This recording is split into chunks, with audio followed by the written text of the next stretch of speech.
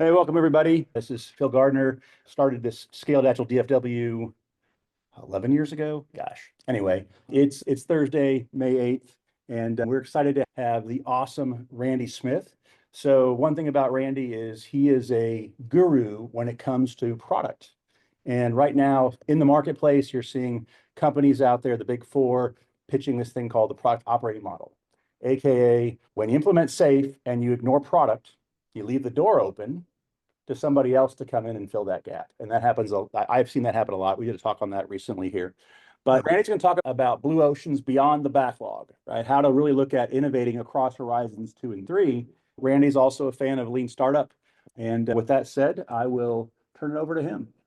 Cool. All right. So I'm rocking my Buc-ee's merch. Hello, Texas. I'm here in Alabama. I am literally 3 miles away from a Buc-ee. Wouldn't want it any other way. All right. One of the things you'll find about me is I'm not a terribly formal presenter.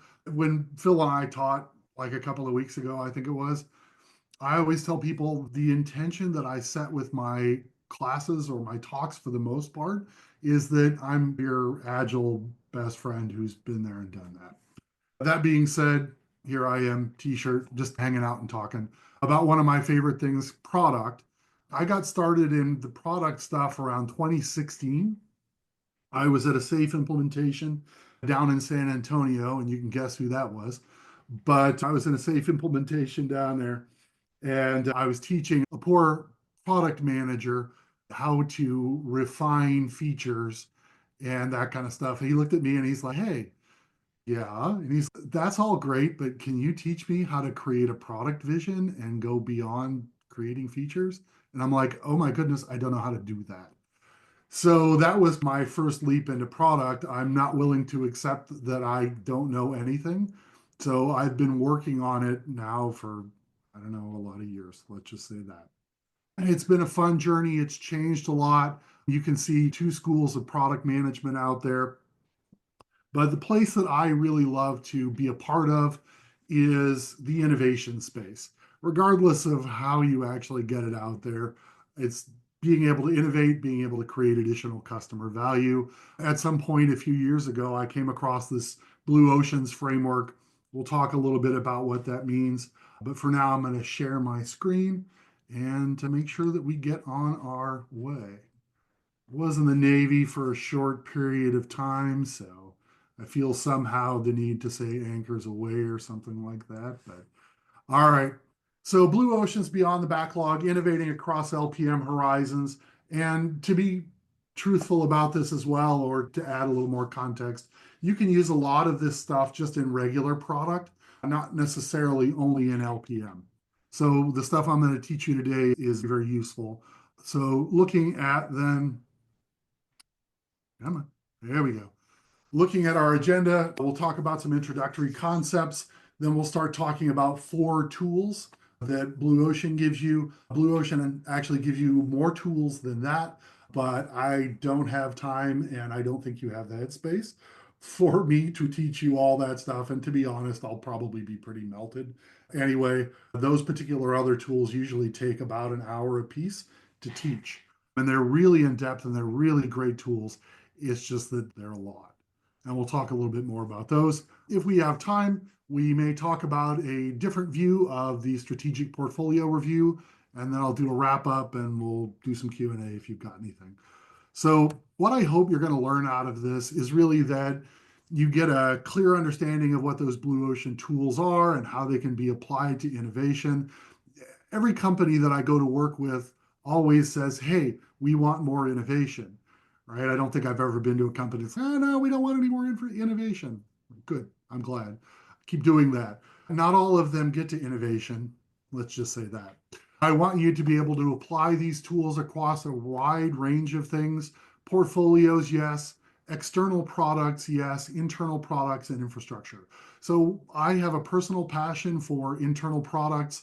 Our organizations spend millions, if not billions of dollars on these custom bespoke products that run companies. And I want to make sure that we use good product management practices on those tools as well. because you could certainly save a lot of money and do a lot of good. So I want to make sure that you're able to apply these across a broad spectrum of things, and that I show you some examples from each of those. So as we go through, I'll show you an external product example. I'll show you an internal product example. I'll show you some infrastructure. So hopefully you'll get a sense of that. And we're going to talk about the feature factory mindset. Just for those in the room, raise your hands if you've heard of the phrase feature factory. There's my hand too, Randy. There you go. Good. We'll talk about that. So introductory concepts, tagline for this one: stop competing, start creating your own ocean. And that's really what Blue Ocean is all about. So let's talk about the idea that you're in a feature factory. And John Cutler wrote a blog, and I believe the name of the blog post was 12 Signs You're Working in a Feature Factory. You all may look at this and go, yeah, that's pretty much me. Or you may end up with some idea of, yeah, we have that one now. This was born out of his discussion with a developer that was his friend. And he said, this developer said, I feel like I'm just cranking out features and sending them down the line. So he started to ask himself, what does that mean? So to him, these are the 12 things that he came up with. No impact measurement. So we're only measuring outputs, not outcomes. Did we complete our 12 features, this PI, or whatever it happens to be? Rapid reshuffling of resources. I hate to call people resources, but I'm trying to put a fine point on it. Okay, so Phil and I are working on a project today, and we run out of money. And so Phil and I go work on another project with Brian, and then Brian and I go work on another project, and then the funding gets approved, and Phil and I are working together again, right? So we're rapidly reshuffling people all over the place to keep us busy. I think that still happens a lot. Success theater. Success theater is, yay, we shipped it. What did we do? What impact did it have? I don't know, but we shipped it. It's cool, right? Infrequently acknowledged failures. Your failures are swept under the rug. Generally, you don't learn from them. I'm not saying make a party out of failure, but we do want to make sure that we acknowledge them and learn from them. No connection to core metrics. A lot of companies that I go to have no idea what their core metrics are. I remember going to work with one insurance agency, and I asked the vice president in charge of the line of business, hey, what are your metrics? And the vice president said, I have no idea. What do you mean you're the vice president in charge of the whole business? And he's, yeah, I don't know. Ask my portfolio analyst. Okay. I worked with another smaller company doing value stream identification exercise with them. And I said, so what are your measures? And they said, oh, yeah, we have no idea. We're not very good at measurements and metrics. I said, okay. So I had a little workshop with them to help them move past that. No product management retrospectives. Do you all get better at the discipline of product management? Hopefully you can sit down and say yes. If not, maybe you could. Obsessing about prioritization. It's not to say that prioritization isn't important. It is to say that outcomes are more important than prioritizing the features, right? And being so crazy with prioritization. No tweaking when done. Basically, the feature goes down the line, it gets off the line, you drive it away, and you don't go back and fix anything or do anything with it because you're just in this mode of ship feature. Culture of handoffs. I hand it over to someone else who hands it over to someone else. Large batches. My biggest large batch was when I worked at Hewlett Packard. We had a 600-page handoff document, all the business requirements. So chasing upfront revenue, you may see this less if you work in internal products, but the idea of chasing upfront revenue is I have made a sale of this feature to someone, and we will do the feature because I made a sale of it, rather than asking, is it the right thing to build? And then shiny objects. To be fair, I think most of us run into shiny objects all the time. It's just a part of working in our companies. So hopefully you can look at that and go, yeah, maybe we're pretty feature factory, or maybe we're not. So as another kind of introductory thing, I want to talk about design thinking. And this is the double diamond. Design thinking is actually I believe it's a 6-step discipline. And I like this double diamond just because it's a little easier to keep in my head. I do tend to draw a little bit on the screen, as Phil knows. He's brought out the pen, it's over. So one of the things that I want you to note is here we talk about designing the right thing, right? And here we talk about designing things right. When we typically come up with a solution, we start with the solution first and then work our way backward, if ever, to what problems it's trying to solve. And hopefully we develop the right solution while ignoring the problems. Instead, maybe we should start with the problem and work our way towards the solution. That would be a better way to do it. You would spend a lot less money. Now, another thing about this, let me just erase my ink real quick, that I like, and this is probably a little bit more to what we're going to talk about here, is as this diamond goes, we're going to diverge, we're going to diverge and converge. Okay, so we're going to start off and we're going to diverge. We're going to try to figure out what the problems are that whoever it is has, whether it's our portfolio or our customer or whoever it happens to be. And once we've got a pretty good idea of the problem space, we're going to start to converge on the problems that make the most sense for us to solve. So the idea with both of these, whether you're developing a solution or whether you're just figuring out what the problem is, do a little bit of divergent thinking and convergent thinking, which is really what we're up to doing here. Now I'm going to bring portfolio into it. We have this thing called the strategic portfolio review, and I'm just going to give you some generic safe guidance. There's lots to be said and lots that could be said, but I'm just going to stick to the generic guidance for now. Generally speaking, the prescription is we're going to do a strategic portfolio review every 6 months. It could be shorter depending on what's going on. It could be longer depending on what's going on, including where your product is in its life cycle. If it's earlier on, you may be having them more often. If it's later, maybe less. So hopefully this strategic portfolio review covers both sides of the double diamond, where you're trying to figure out what problems you have or you're trying to solve for, and then you actually start to build out some hypotheses. Now, I do want you to note that I am using the word hypotheses in general, right? Sometimes we think the output of this should be a bunch of epics or a bunch of features. But epics and features themselves should be based in a hypothesis about what we think we're going to achieve, right? Remember, outcomes, not outputs. It's not that outputs aren't important, but the outcomes are really what make a difference for the business. So typically we're going to hold this thing around the portfolio canvas. On the portfolio canvas are things like customers, budgets, solutions, partners, activities, several other things that go with that. So the output of the strategic portfolio review should be one or more hypotheses. I like the idea of more hypotheses, which tweak that portfolio canvas. And I'll talk more about that, how that kind of rolls out a little bit later. So how does Blue Ocean play into all of this? So there's this book, and it came out several years ago called The Blue Ocean Strategy. And it was by John Kim and Renee Mauborgne. And that's a French name. I took German and Japanese. French doesn't quite come out well. That is Renee Mauborgne. And they wrote this book. And so, what is a blue ocean? Maybe I can start better with what isn't a blue ocean. So, most of the time, when we talk about strategy and we talk about competition and what we want to do with our products or with our portfolios, we live in a red ocean space. Now, they call that red ocean space because it's full of competitors who are sharks who are ready to eat their competition, which would be you or someone else.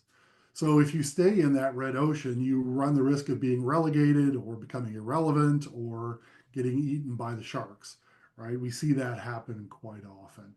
In comparison to that, then, the blue ocean is a market where you can really start to differentiate yourself, create real value, get away from those sharks. And that's ideally the world that you want to live in. Doesn't happen all the time, but with some of these tools, maybe you can start to see how you can create that world. So often these blue oceans don't exist yet, but they are created out of the group of existing customers and also maybe some non-customers, some people who are not customers now, but if you position your portfolio or your products correctly, they might look at your stuff and go, yeah, you know what? I want some of that. That's good. Let me get that. All right. So one of the issues that we find when we're trying to innovate is that people will just say, oh, brainstorm, be creative. But sometimes that's not enough for us to really understand how innovation works. So the question comes up, can I, in fact, have a structured way to be creative?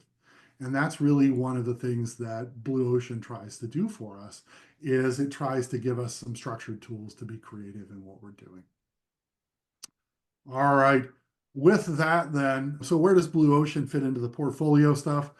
And again, there's lots of different ways to do this. This is just what the safe slideware gives you and the website gives you. Recommend SWOT and TOES. There are any number of other ways to create those hypotheses in the strategic portfolio review. But Blue Ocean gives you some really nice tools. We'll cover 4 of those. And the nice thing is that most of those can be used on your regular solutions. Again, external products, internal products, infrastructure, whatever it happens to be that you're working on. So the strategy canvas is the first thing that we're going to talk about. If everyone is zigging, this helps you zag. So they call this the as is strategy canvas. There's the flip side of it that you can use later on, which is called the to be strategy canvas. And you'll see that in the example coming up. But it's a nice visual tool that shows how organizations, your competition, invest in the factors that customers actually care about. It reveals where the competition follows each other, and it also gives you an idea of where you can break away from the competition. So let's have a look at an example. This is one of those, and the purpose of the strategy canvas is really to differentiate your offering from what your by offering what your competitors aren't. So here we're looking at, and this is just an example of a couple competing strategies. Let's say they're companies, right? You can see that these 2 lines pretty well mirror each other. They're a little bit different here and there. Now, what you've got then is these factors. And these factors at the bottom are the things that your product or your portfolio or your industry tends to compete on. They're usually well known once you start to know what you're looking for, and I'll give you some ideas on how that rolls out. So then you've got your factors there at the bottom, and then you've got your performance. And this gives a 1 to 6 scale. You could do 1 to 5, 1 to 10. It really doesn't matter too much. 1 to 5 is kind of a nice number because if you go 1 to 10, you're starting to argue about is it a 9 or is it a 10? And really, does it make that much of a difference? Probably not. So, what this does tell us, though, is if your number, if your solution is way up here as a 5, you are doing very well or you're competing very well in whatever this factor is. On the other hand, if your number is way down here as a 1, you are not very competitive in that space. So let's have a look at how this plays out. I traveled for a lot of years as a consultant, and generally speaking, this is, I would say, a reasonably accurate example of maybe the airline industry, 8 key factors. What do we compete on? Ticket price, flight availability, on-time performance, lounge access, baggage fees, in-flight entertainment, flexibility, and no change fees, network coverage. So from a customer's perspective, that's typically the set of things we compete on. And Delta and American Airlines are pretty close in what they do. There are some distinctions, and I'm not sure that I totally agree with all of this, but I think it's close enough for what we want to talk about. If I were to be an airline who was interested in trying to understand how I could create a different kind of airline, what I might do is create one of these as is strategy canvases. So if I were a company looking to give a different look on how I might want to roll out a new airline, I might try to baseline this and then look at ways that I don't have to follow the competition. So Phil and I always talk about, or occasionally talk about, the race to the bottom, right? So if I'm just doing a standard strategy, I am going to try to drop my ticket price, which will increase my performance in that one aspect, but it decreases profit and a whole bunch of other things that go with it, right? So the idea is, how can I create a blue ocean, an offering that's different, that's hard to replicate? So we all remember Southwest. They're based out of there. Maybe you all have occasionally flown Southwest. So that's exactly what Southwest did when they first came out.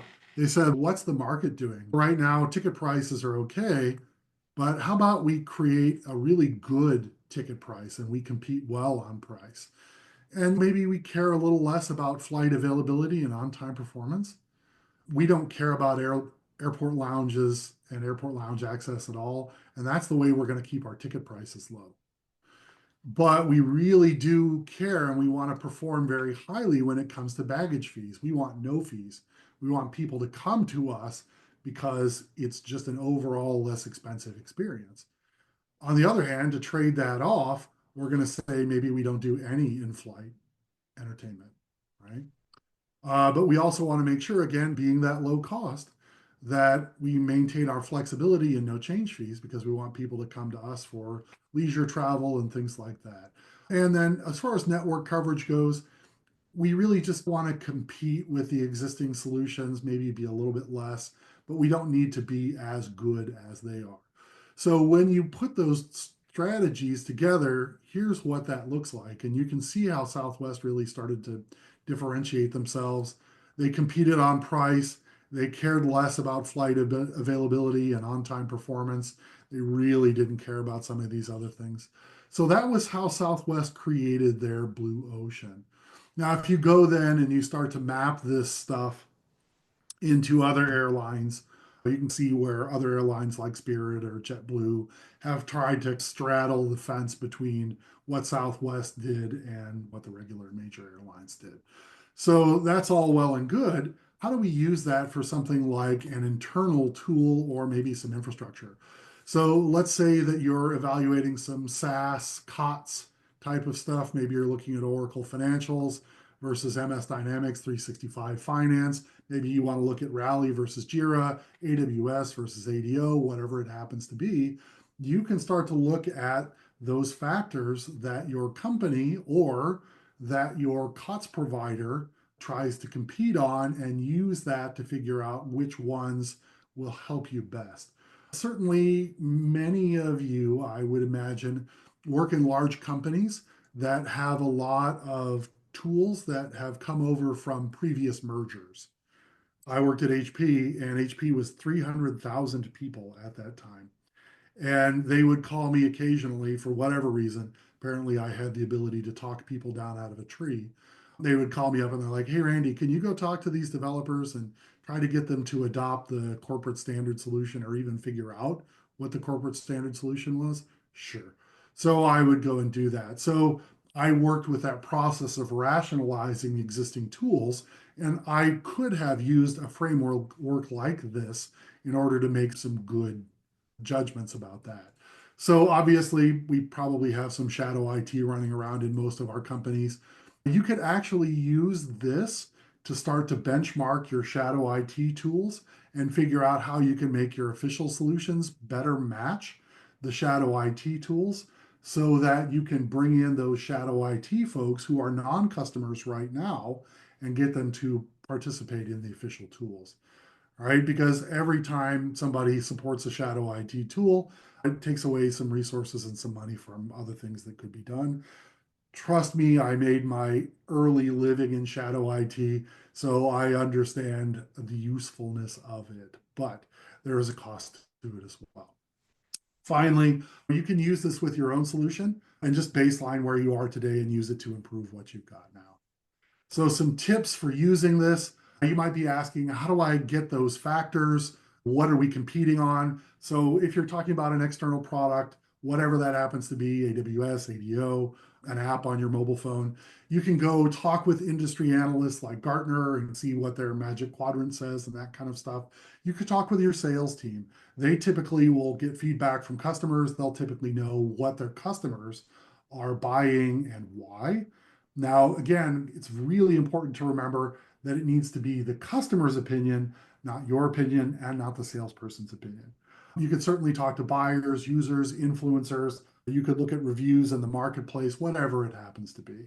Another question that comes up, how many factors do we typically look at? Somewhere between 5 and 12.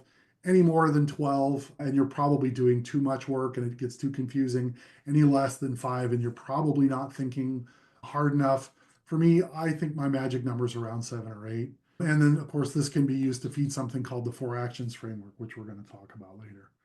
So some common mistakes when you're using this as is strategy canvas. is the compete harder mistake.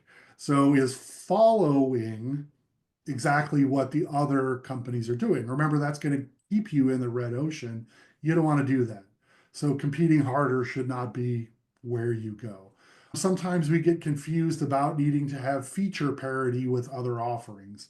I need to do X or Y or Z because this competitor does it. And don't think that features are valuable to the users just because somebody else has a feature, right? How many features are in Microsoft Word that people just never use, right? There's just a ton of stuff, Word, Excel, and everything else. And I know some pretty hardcore folks.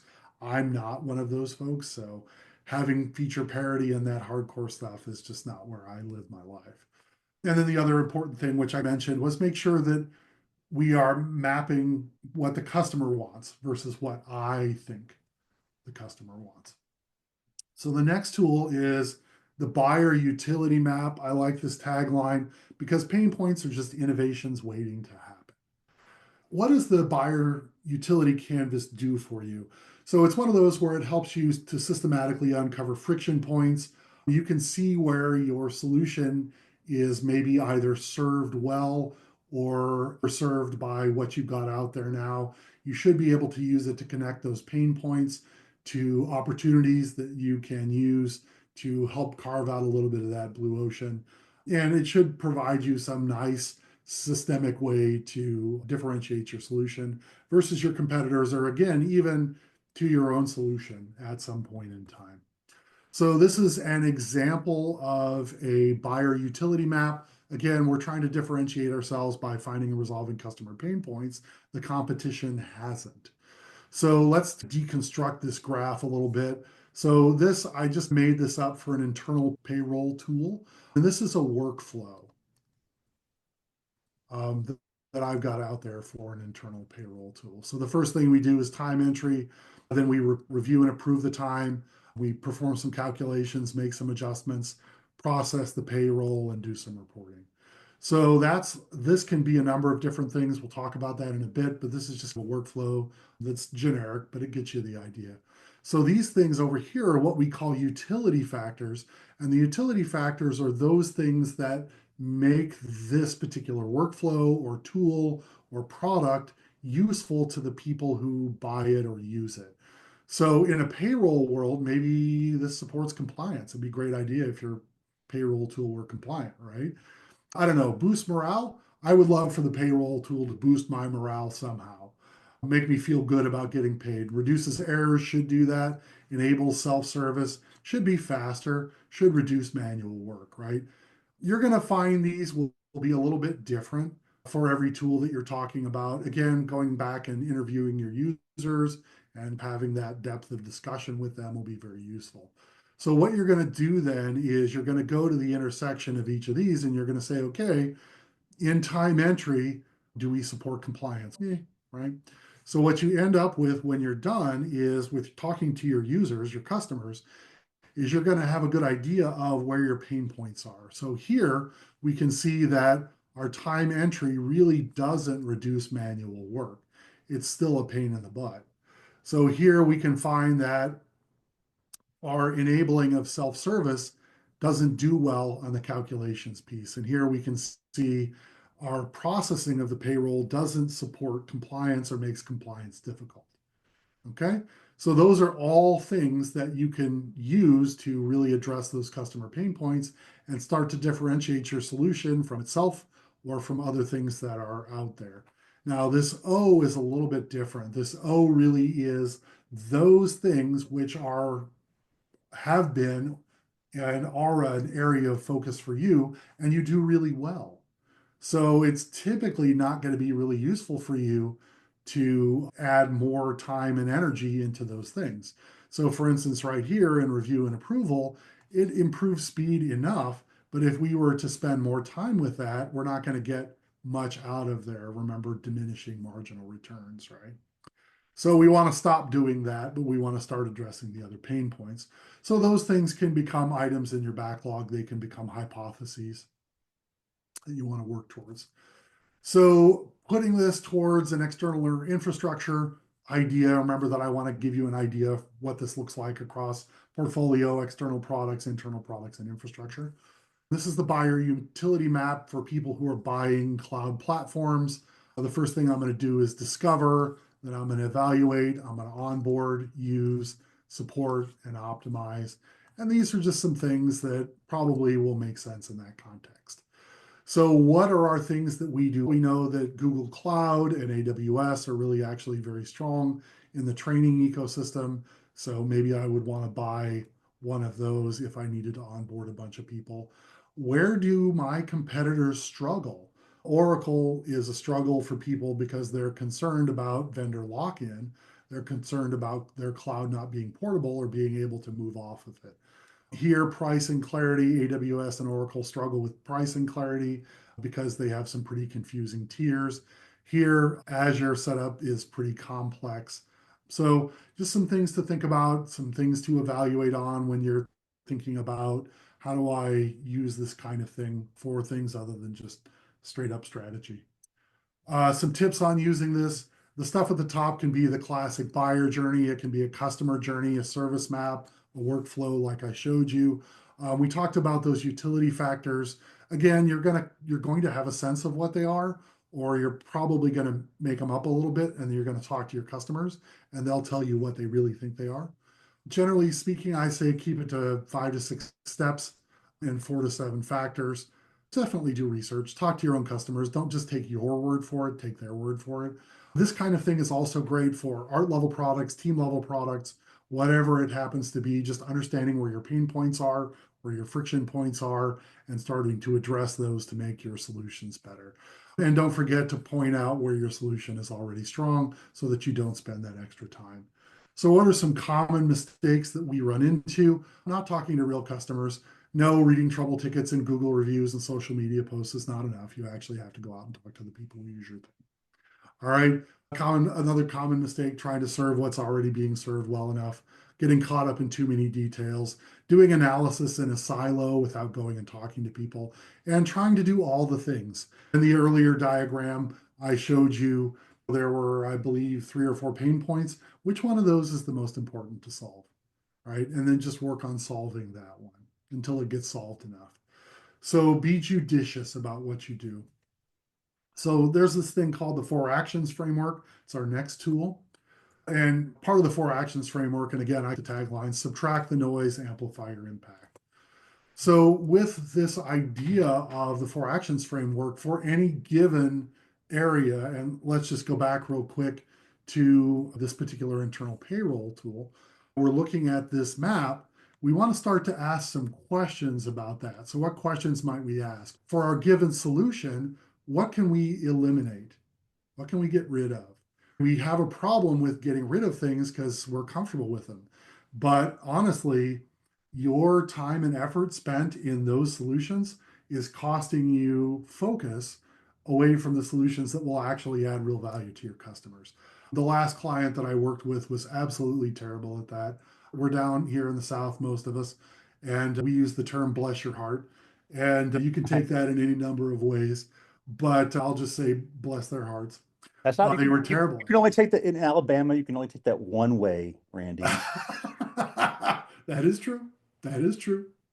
We're generally trying to eliminate things. In LPM, we would call this Horizon Zero, right? So what factors are we looking to eliminate? What things can we reduce? So if it's a very complex feature, maybe we can reduce some of the complexity out of it. Maybe some of that stuff never gets used. So how about we reduce it? Or maybe we're going to reduce some things that we compete on, like Southwest did. We don't really care about the on-time performance as much. We do care about it, but we're not going to be as fastidious about it as maybe Delta and American. There are things that we could raise to another level, and then there are entirely new elements that we could create. So here's just a quick look at that, and I'll show you some examples, but really we're trying to differentiate ourselves by redefining what's worth competing over. All right. We don't have to compete over everything. We just need to compete over the right things.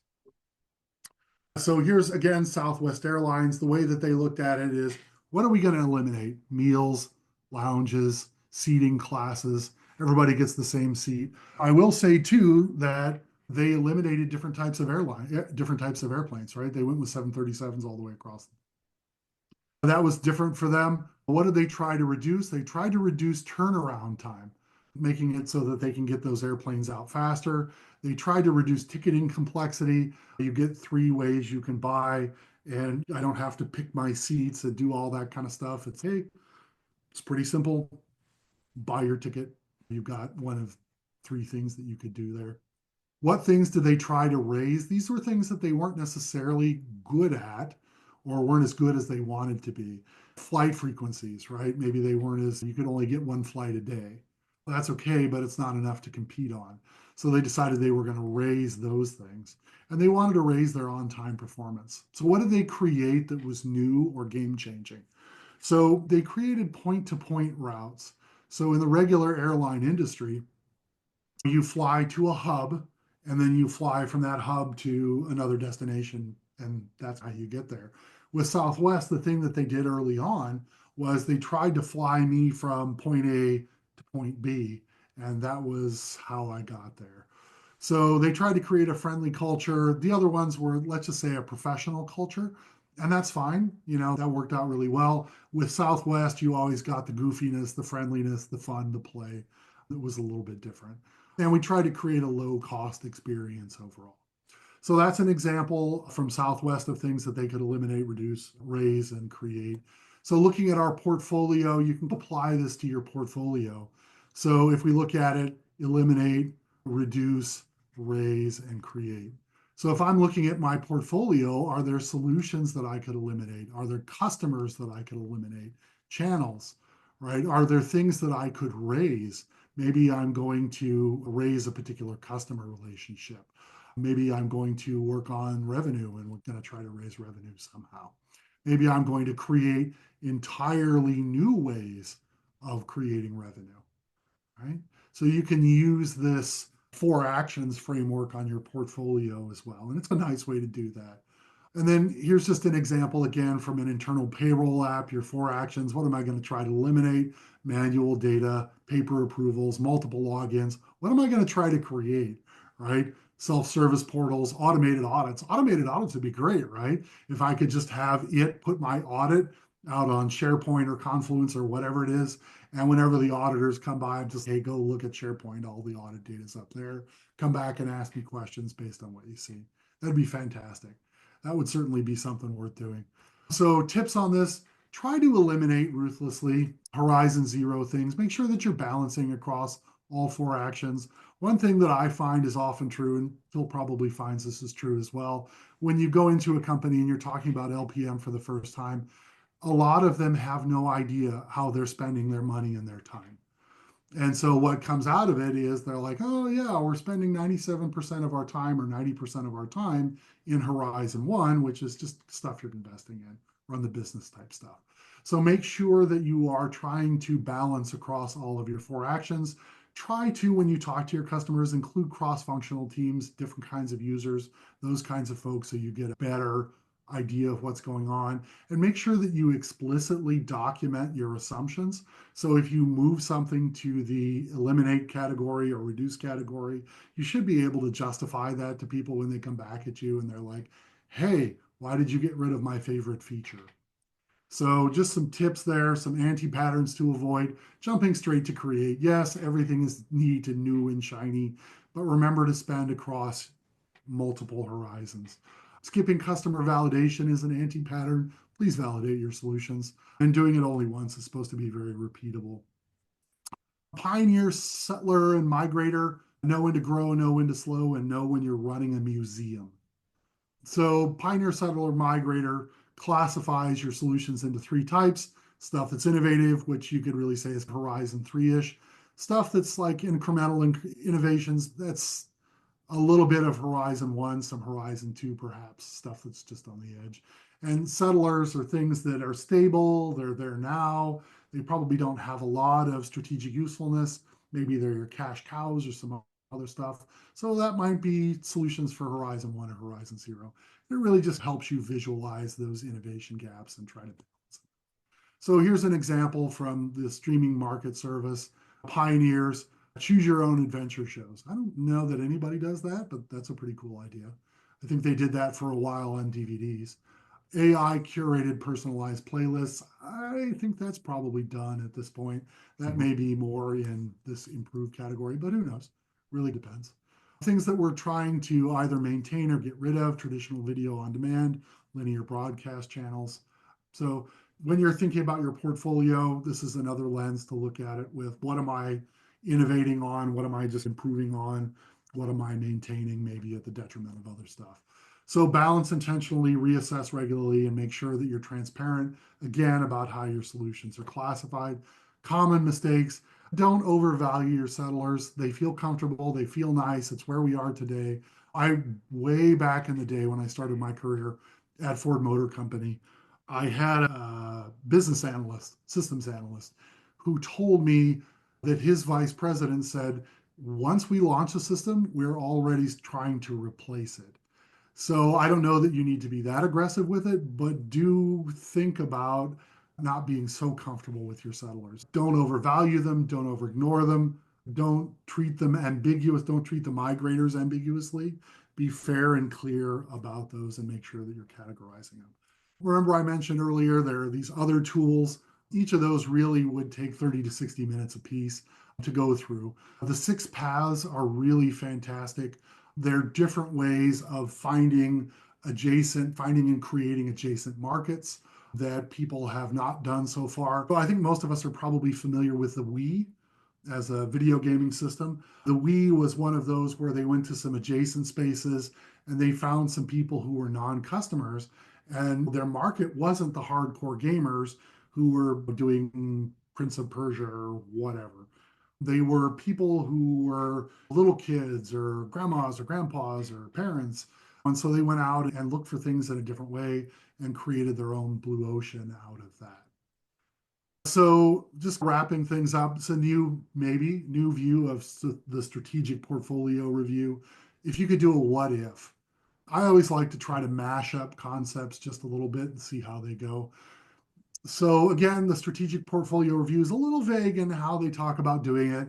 It sounds like it's this one-time thing where we go in, we ideate over a bunch of portfolio canvases or canvae, whatever the right word is, and then somehow we choose one and we go from there. It's a little bit vague in how that gets done, but maybe you remember your set-based engineering. What if we could do things just a little bit differently? What if we could start off with a diverge session where we look over our portfolio canvases, create a bunch of hypotheses about the canvas, not features, not epics, but just looking at the canvas and saying, okay, what can we take away? What can we add? What can we do? Whatever it was, whichever of those blue ocean frameworks. So then we could go into something like participatory budgeting and get people to say, you know what, out of these hypotheses, which would we fund? Which sounds good to us, which sounds like they hit the sweet spot. So we're doing a little bit of internal testing with our people. And then what if we could take those canvases that pass that participatory budgeting internal test, take those out to our customers, do some napkin sketches and validate those, run a Google design sprint or something like that, and validate those with our customers and get both internal and external testing. And then we come back and we reconvene and we understand what the data is that came from that. And then we actually use that to move forward rather than just accepting this great idea that somebody came up with. So theoretically, that thing could take a month, give or take a little bit, especially if it's something that happens regularly. So just a kind of a different way of looking at it. Why, again, using participatory budgeting gets our stakeholders bought in. Can you use participatory budgeting with customers and get them in the room too? Yes, you could certainly do that. And I would encourage that. So the customer discovery piece, where we're going out and talking to our external stakeholders, really reduces the risk of us making a bad pivot. And then finally, the whole process of this internal and external testing should shorten our decision-making cycles and get us some strategic agility there.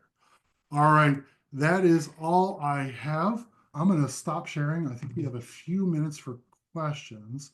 I hope that's been a really practical set of tools for you to go back and look at and implement in the organizations that you work in.